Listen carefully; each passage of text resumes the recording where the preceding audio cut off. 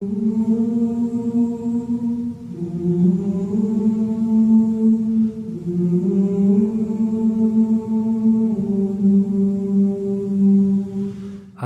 علیکم ورحمۃ اللہ وبرکاتہ۔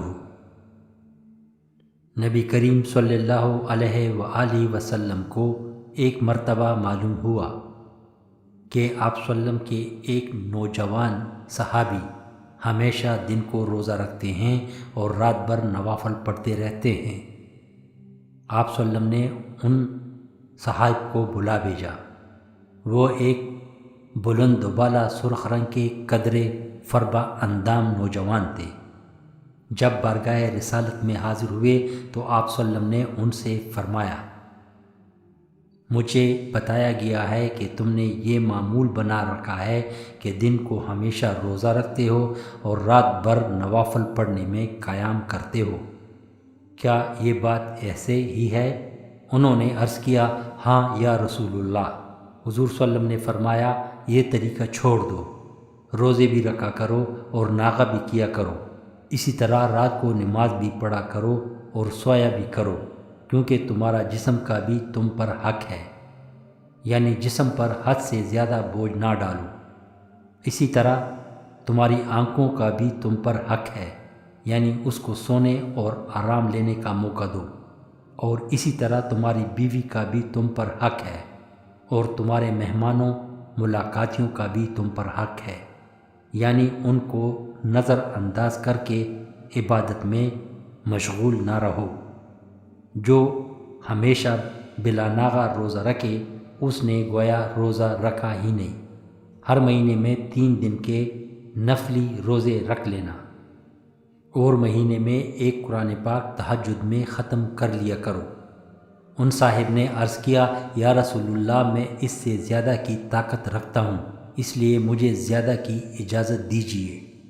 حضور صلی اللہ علیہ وسلم نے فرمایا، تو پھر تم داؤد علیہ السلام کی طرح روزے رکھا کرو، وہ یوں کہ ایک دن روزہ اور ایک دن افطار، یعنی روزے کا ناغہ، اور تہجد میں 7 دنوں میں ایک قرآن ختم کر لیا کرو، اس سے زیادہ نہ کرو۔ انہوں نے ارشاد نبوی کے سامنے سر تسلیم خم کر دیا اور آئندہ اسی کے مطابق عمل کرنے کا وعدہ کیا۔ یہ صاحب رسول جن کا ذوق عبادت اس قدر بڑا ہوا تھا کہ ہمیشہ دن بھر روزہ رکھتے اور ساری رات نوافل پڑھنے میں گزارتے، جن کو صرف اللہ کے رسول کا حکم ہی اس معمول میں کمی کرنے پر آمادہ کر سکا۔ آپ کا نام حضرت عبداللہ بن عمرو بن العاص رضی اللہ تعالیٰ عنہ تھا۔ سیدنا حضرت عبداللہ بن عمرو رضی اللہ تعالیٰ عنہ کا شمار شمع رسالت کے ان پروانوں میں ہوتا ہے جو آسمان علم و فضل کے آفتاب و ماہتاب تھے۔ ان کی کنیت ابو محمد تھی اور ابو عبد الرحمن بھی۔ قریش کے خاندان بنو سہم سے تھے۔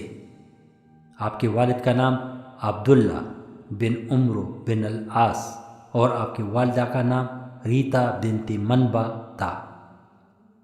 والد حضرت عمرو بن العاص رضی اللہ تعالیٰ عنہ فاتح مصر اپنی شجاعت و بصالت، تدبیر و حکمت، عسکری مہارت اور بصیرت کے بنا پر اس تاریخ اسلام کی نہایت اونچی شخصیت ہے، جبکہ حضرت عبداللہ بن عمرو اپنے علم و فضل اور ذوق عبادت کے اعتبار سے نہایت اعلیٰ و عرفہ مقام رکھتے ہیں۔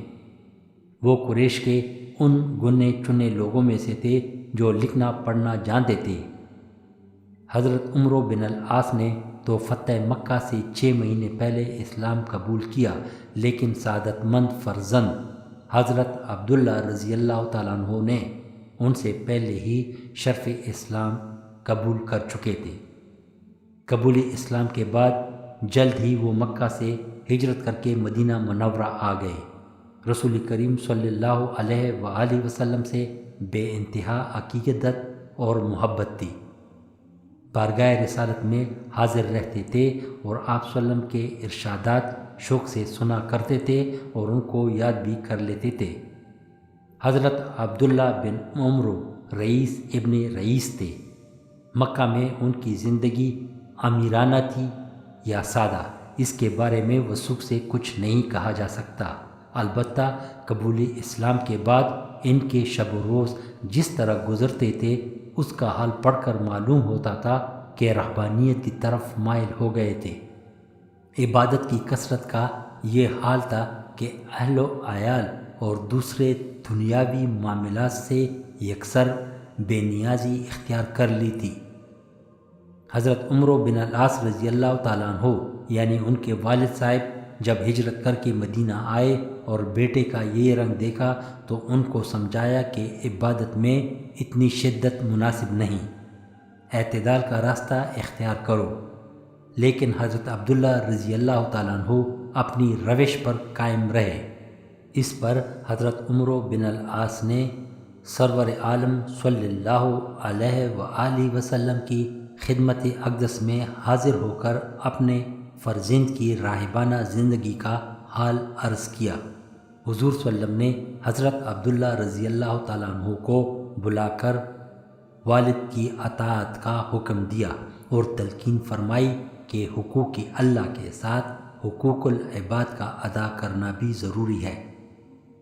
مسند احمد میں ہے کہ آپ صلی اللہ علیہ وسلم نے اس موقع پر یہ بھی فرمایا کہ یہی میرا طریقہ ہے اور جو میرے طریقے سے ہٹ کر چلے گا اس کا میری امت سے کوئی تعلق نہیں۔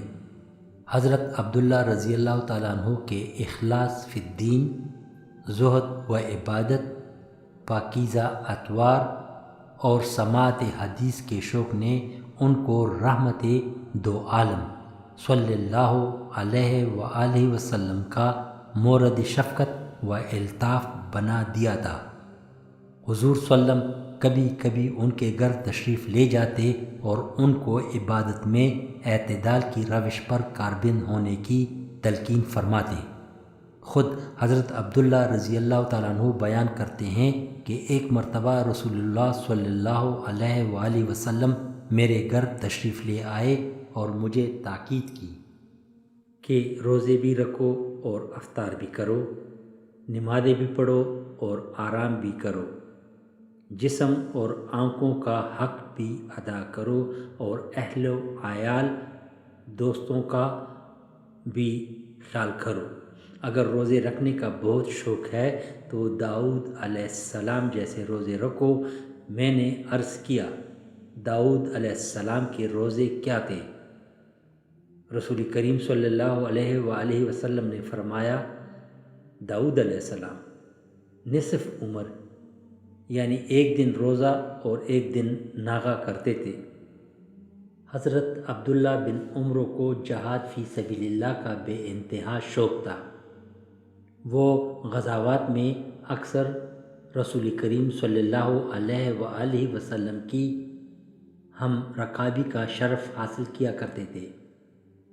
ایک روایت سے معلوم ہوتا ہے کہ غزووں میں بعض دفعہ حضور صلی اللہ علیہ وسلم ان کو کسی اہم خدمت پر مامور فرماتے تھے۔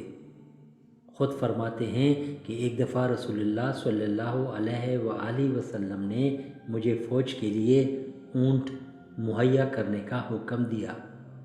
چنانچہ میری تحویل میں جس قدر اونٹ تھے ان سب پر لوگوں کو سوار کروا دیا، لیکن پھر بھی کچھ لوگ باقی رہ گئے جن کو سوار کرنے کے لیے کوئی اونٹ نہ تھا۔ میں نے رسول اللہ صلی اللہ علیہ وآلہ وسلم کی خدمت میں عرض کیا، یا رسول اللہ، میں نے سارے اونٹ لوگوں میں تقسیم کر دیے لیکن کچھ لوگوں کو کوئی اونٹ نہیں مل سکا۔ حضور صلی اللہ علیہ وسلم نے فرمایا، ایک ایک اونٹ کے بدلے میں صدقے کے 2-3 اونٹوں کا وعدہ کر کے کچھ اونٹ حاصل کر لو تاکہ باقی لوگ بھی ان پر سوار ہو سکیں۔ میں نے ارشاد نبوی کی تعمیل کی اور جتنے اونٹوں کی ضرورت تھی وہ میں نے مہیا کر لیے۔ سن 10 ہجری میں حجۃ الوداع کے موقع پر بھی سرور دو عالم صلی اللہ علیہ وآلہ وسلم کے ہم رکاب تھے۔ فرماتے ہیں کہ رسول اللہ صلی اللہ علیہ وآلہ وسلم حجت الوداع میں منا میں تشریف فرماتے کہ ایک شخص آپ صلی اللہ علیہ وسلم کی خدمت میں حاضر ہوا اور عرض کیا، ناواقفیت کی وجہ سے میں نے ذبح کرنے سے پہلے سر منڈوا لیا۔ آپ صلی اللہ علیہ وسلم نے فرمایا، ذبح کر اور پھر سر منڈوا لے، کوئی حرج نہیں۔ دوسرا شخص آیا، اس نے عرض کیا، ناواقفیت کے سبب میں نے کنکریاں مارنے سے پہلے قربانی کر لی ہے۔ آپ صلی اللہ علیہ وسلم نے فرمایا، اب کنکریاں مار لے، اس میں کوئی حرج نہیں۔ مختصر یہ کہ تقدیم و تاخیر کے جو مسائل آپ سے دریافت کیے گئے، آپ صلی اللہ علیہ وسلم نے سب کے جواب میں یہی فرمایا کہ اب کر لے، کوئی حرج نہیں۔ اور پھر اسی طرح اس واقعے کے بعد ایک دفعہ ایک شخص نے آپ رضی اللہ تعالیٰ عنہ سے پوچھا کہ ابو عبد الرحمن، ہم لوگوں کا قیام ایک ایسی جگہ پہ ہے جہاں سکے کا رواج نہیں، اس لیے ہمارا لین دین اشیاء کے تبادلے کی صورت میں ہوتا ہے۔ ہم بکریوں کے عوض گائیں اور گایوں کے عوض گھوڑے اور گھوڑوں کے عوض اونٹ ادھار دے کر اور ان کی خرید و فروخت کرتے ہیں۔ کیا اس میں کوئی شرعی ممانعت ہے؟ آپ رضی اللہ تعالیٰ عنہ نے جواب میں فرمایا، مویشیوں کے بدلے مویشیوں کا لین دین کرنے میں کوئی حرج نہیں۔